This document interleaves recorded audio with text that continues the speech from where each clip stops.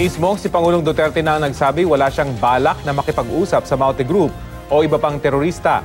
Sagot ito ng Pangulo sa sinabi raw ng isang Muslim leader. Ninilipitan siya ng isang malapit sa Pangulo para tulungan silang simulan ang pag-uusap sa mga Maute. Balitang hati ni Victoria Tulad.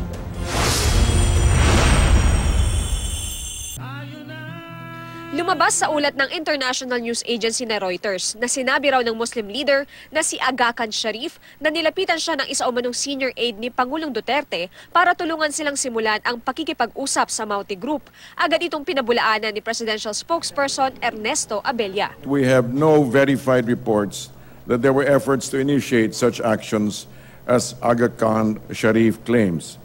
Let me be clear that the position of the palace and the president is not to negotiate with terrorists, including these local terrorist groups.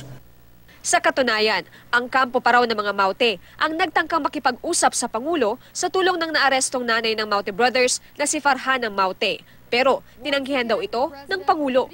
Sa pagbisita ni Pangulong Duterte sa 403rd Infantry Brigade sa Malay-Balay, Bukidnon, muling natanong ang ulat ng Reuters. Sagot ng Pangulo, I'd never talk to terrorists, that's one. I will never talk to criminals and to terrorists.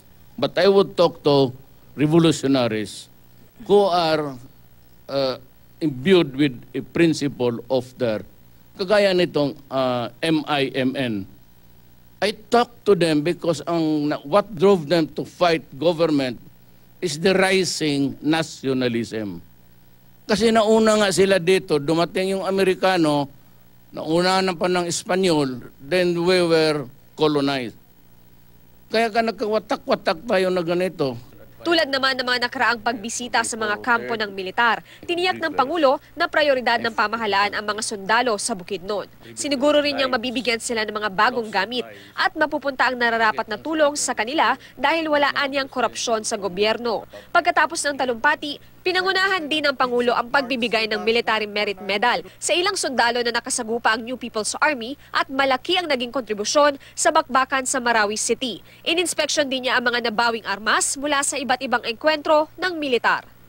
Mula Bukidnon, lumipad pa Davao City ang Pangulo para naman kamustahin ang 3 sa 6 na sundalo ng 25th Infantry Battalion na nasugatan sa landmine explosion ng NPA sa Moncayo, Compostela Valley noong July 1.